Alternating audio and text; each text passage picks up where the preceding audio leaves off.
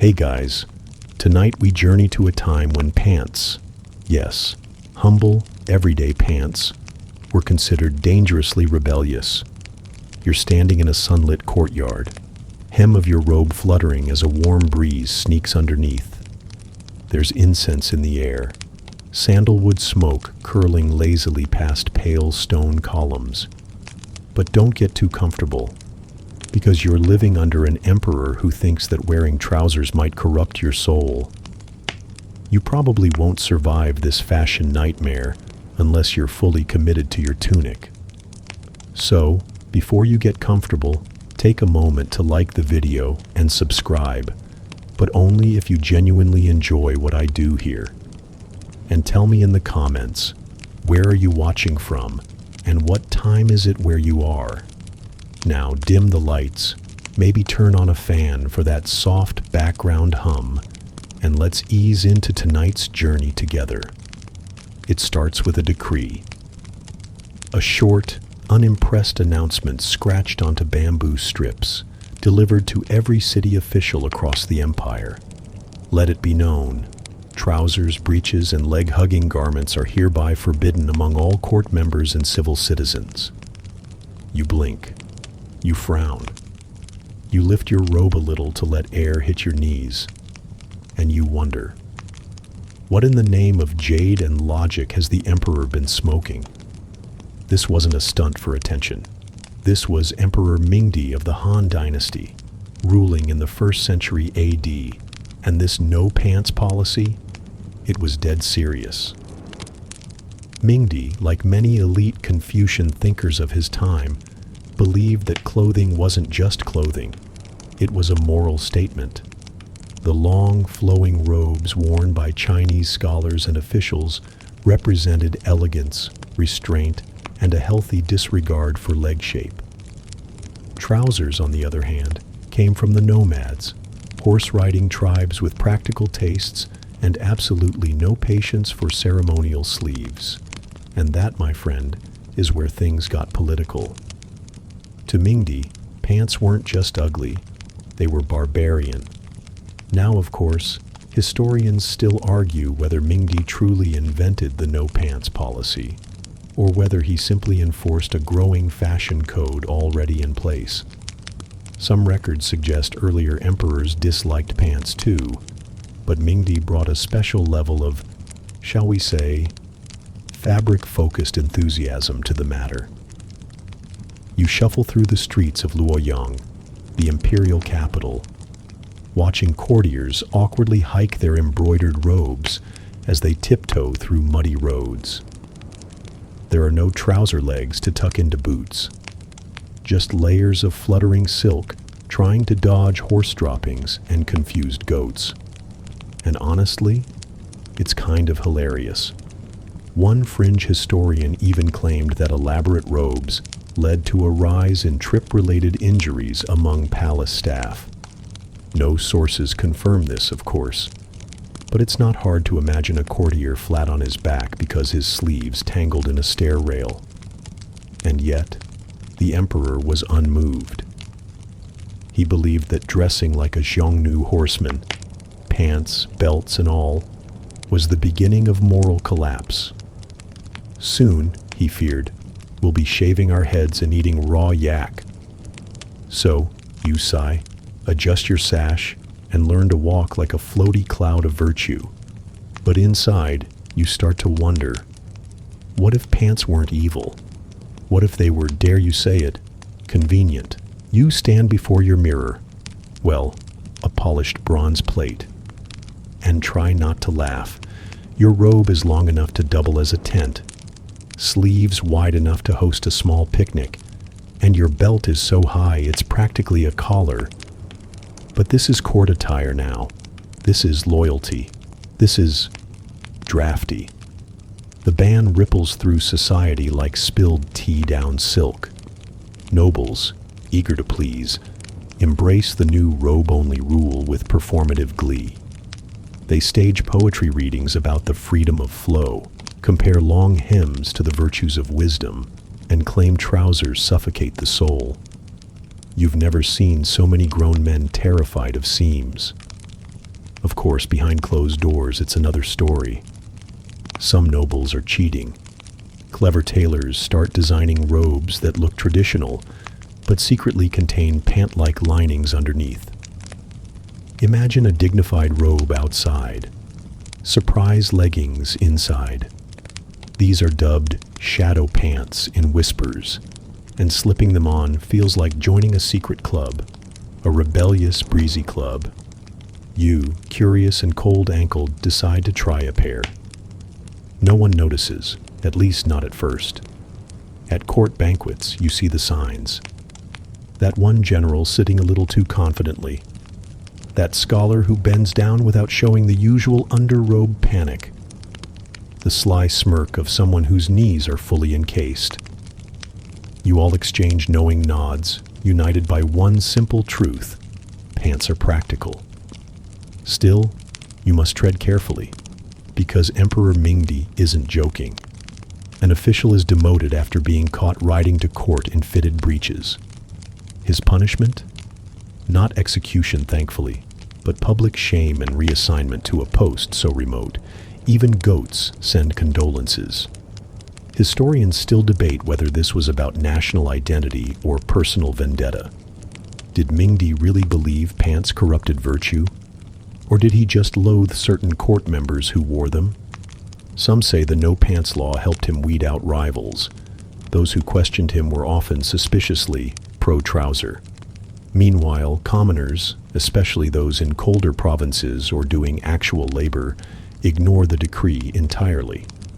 Farmers and soldiers need mobility. So while court swans float about in endless robes, a field worker hikes up his practical trousers and plows on. And honestly, he probably sleeps better at night. You notice the tension between image and reality tightening like a too-wide obi belt. Mingdi's court becomes a stage where appearances matter more than movement. Nobles glide, trip, and sweat under yards of brocade. Even dance performances slow down, lest a foot peek through and scandalize a visiting envoy. But occasionally, humor seeps in. One record tells of a masked comedy performance at court where an actor pretending to be a barbarian ambassador waddles in with enormous stuffed trousers. The emperor laughs briefly, then bans comedic pants as well. So you tuck your secret leggings deeper beneath your layers. Because while robes may signal loyalty, pants are starting to feel like hope. You're at a military outpost now, sent on imperial inspection, a duty cloaked in honor. But let's be honest, it's partially to get you out of the capital before someone snitches about your shadow pants. Here, the robe rule gets tested by real life. Soldiers must ride horses, scale walls, drill in muddy fields. You watch a unit perform training exercises in imperial issue robes and sandals, and it's something. Graceful? No. Effective? Absolutely not. One poor archer nearly catapults himself off a rampart because his hem gets tangled around his foot. You start keeping notes, mostly to humor yourself. Observation Mer 14. A robe in the wind becomes a weapon against the wearer. Of course, local commanders have quietly reverted to pants, sometimes even armor pants. A kind of hybrid that looks ceremonial if you squint. They call it strategic reinterpretation. You call it common sense. One captain jokes that if the emperor wants robe-clad cavalry, maybe he should ride side saddle too. But there's tension beneath the humor. Some officers are anxious. A traveling censor might report them. The wrong tailor could turn informant. Every visible seam feels like a gamble, yet they persist, because fighting a barbarian raid in a silk gown is a fast track to losing your dignity and your limbs. You get used to the contrast. On your ride between forts, you pass peasants hauling baskets and leading oxen, all in sensible trousers, occasionally patched but clearly cherished. You begin to wonder, who's really following the rules? and who's just pretending long enough to stay out of trouble. Historians still argue whether the emperor's pants ban was about preserving cultural purity, or if it was simply fashion gone tyrannical. Some say he feared outside influences creeping in through the waistline, so to speak. Others suspect he just liked seeing his court suffer for the sake of elegance. And elegance there is. Back at court, artists immortalize robe-clad sages strolling through bamboo groves, their garments flowing like poetry. But you, here on the ground, see the mud-splattered fabric and the snapped sandal straps. You watch soldiers trip over hemmed edges mid-charge, and farmers roll up their sleeves and their skirts just to plant rice. One day, you stumble across a curious scene. A group of local elders debating whether pants are more barbarian than boots. One claims the real enemy is socks. Another says, no, it's buttons. You nearly lose it when a third elder declares, all evil begins with fasteners. That night, you lay on your simple cot in a wind-battered outpost, wrapping your robe tight and wishing for something warmer. Maybe wool. Maybe those secretly lined trousers you packed at the bottom of your trunk. You dream of a court where style bows to utility, where robes flow in paintings, and pants rule in practice. You wake with your mind made up. If pants are treason, you decide, then you'll be treasonously comfortable. You return to the capital with a satchel full of reports and a suitcase full of secret pants. The contrast hits you immediately. The city is humming with ceremony. Everywhere you look, long embroidered sleeves, tiny ceremonial fans, and so many golden sashes, it's like the sun exploded in ribbon form. The emperor's court is preparing for the spring festival, a week-long celebration of renewal and harmony. Ironically, it's the worst time to look even slightly out of fashion. You tighten your robe, adjust your posture, and try not to think about how much more comfortable your journey was in strategically interpreted military attire. Inside the palace walls, the gossip flows faster than wine. Someone claims an ambassador's translator was detained for wearing stitched seams. Another whispers about a robe accidentally revealing suspicious ankle movement during a formal bow.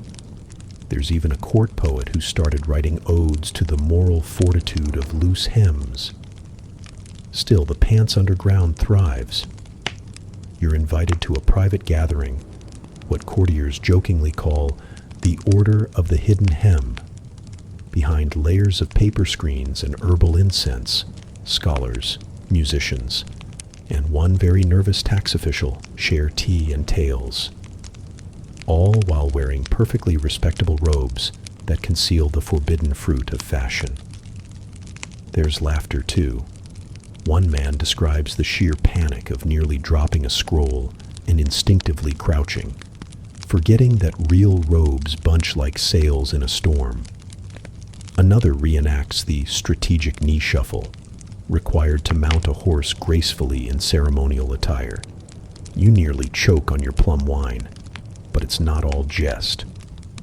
A scholar unrolls an old map and points to trade routes that show how many ideas flowed into the empire, not just goods.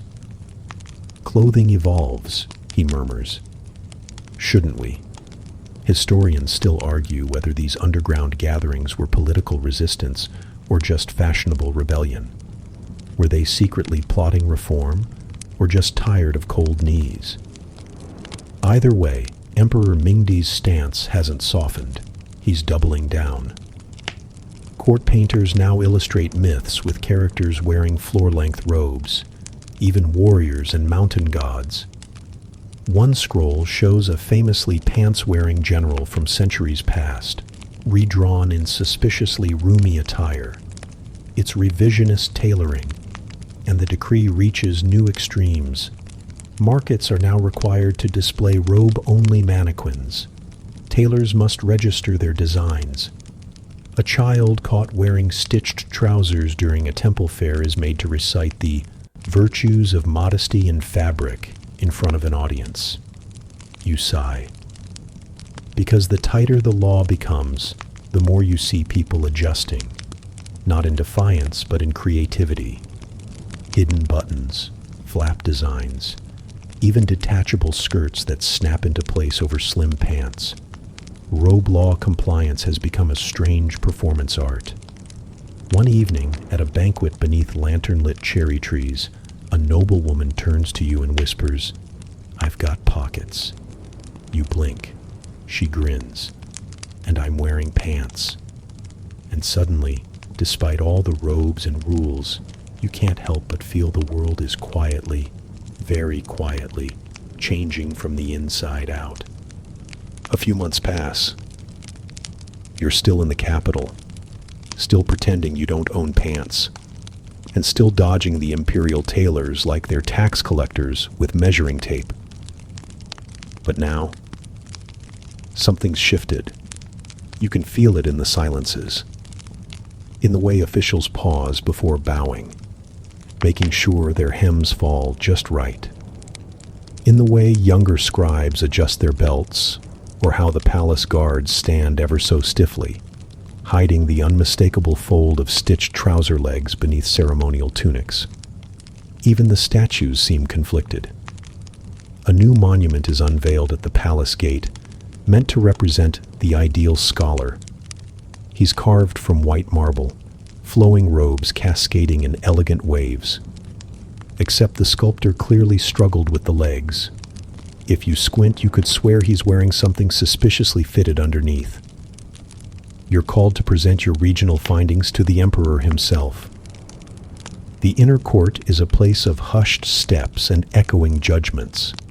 Every cough feels like a verdict. You bow deeply, the hem of your robe grazing polished jade tiles, and begin your carefully worded report on military logistics, food storage, and, very lightly, uniform inefficiencies.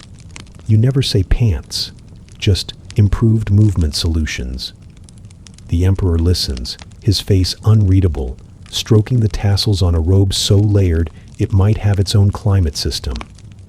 When you're dismissed, his only comment is, "Elegance is the armor of civilization." You smile and nod.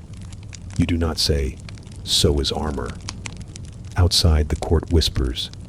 Some say he's considering a compromise, new, formal riding attire for military use. Others claim he's doubling down and plans to publish a manual called The Robe Eternal. One official says, with terrifying sincerity, that robes have a spiritual frequency that pants can't match.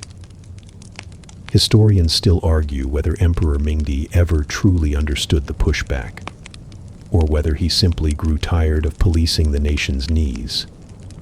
But this period becomes known later as the Silken Tension, where society dressed in layers of obedience while quietly tailoring rebellion beneath. And then, one morning, a scroll is quietly circulated. It's an edict, not a repeal, not a change, just a clarification. In certain professional contexts, it reads, "Garments that enhance safety and dignity may be modified without compromising virtue." The imperial court, in a collective act of theater, pretends this is entirely new information and not a graceful retreat. You exhale. A tailor you know immediately unveils his ceremonial undergarment collection. Another begins marketing virtue-sewn trousers, pants with embroidered quotes from the emperor stitched down the sides. Suddenly, pants are no longer rebellion. They're rebranded obedience. And just like that, the decree that launched 1,000 robes begins to fade. Not torn down, just gently folded into history. You walk through the capital with lighter steps. Not because the laws have changed, but because people have. You sit on a quiet hilltop just outside the capital now. Robe draped casually over a pair of perfectly legal trousers. The sun sinks low, casting long shadows across the road that once bore 1,000 dignitaries in layered silk. Down below, the city breathes easier these days. The emperor still rules, though his decrees are more measured now, less about hymns and more about harvests. His silken stance on fashion endures symbolically, but the spirit of the robe edict, well, it's mostly turned into a running joke in stage plays and awkward festival costumes. You see children laughing as they try to robe race across courtyards, tripping over fake hems. Artists sketch caricatures of court officials tangled in fabric. Even the street performers have a skit where a soldier wins a duel, not with a sword, but with the ability to run thanks to his secret weapon, functional pants. But perhaps the most interesting change lies in the way people talk. No one says rebellion. No one says defeat. They just talk about adaptation. A merchant proudly shows off hybrid trousers made with traditional silks. A school teacher lectures on textile compromises of the mid-Ming era. Even robe-wearing nobles nod in approval, especially when seated. And you? You carry both legacies. You wear your robes at ceremony, your trousers in the fields, and your smile wherever the air is cool and the wind can tug freely at your not-so-loose pant legs. Historians still debate what really changed things. Was it economic strain, military pressure, the whispering power of practicality? Or was it simply time doing what time always does, softening even the firmest stitches? You watch as a caravan passes by, young traders from the western provinces. They wear tunics and sashes and, yes, definite pants. One spots you and waves, calling out a cheerful joke about the hero who brought balance to the buttocks. You chuckle and raise your cup in mock salute. The world didn't flip overnight. The robes weren't burned in protest. The laws were never screamed down. But needle by needle, stride by stride, comfort and reason walked quietly back into fashion. And somewhere, tucked in the back of a dusty archive, lies the original robe edict, still perfectly preserved, still hilariously specific, occasionally referenced by scholars, occasionally mocked by students, still part of the fabric of history. And now the breeze picks up. You lean back in the grass, let your eyes close slowly, and let your thoughts wander, not toward rebellion or rules, but toward the strange, sleepy peace of knowing that some battles are best won by walking slowly forward, one quiet, comfortable step at a time. And now, as the last page of this curious tale folds shut, take a deep breath in and let it go. Picture the soft fabric of twilight drifting gently over the rooftops of ancient cities. The air is still. The stars blink awake one by one. You're no longer perched in a dusty court, dodging decrees and robe inspections. You're wrapped in your own soft linens, where the only dress code is comfort. Let the warmth of your blanket mimic the embrace of timeless cotton. Hear the hush of wind on old silk, like lullabies whispered across centuries. Whatever robes or trousers you wear tomorrow, tonight you wear stillness.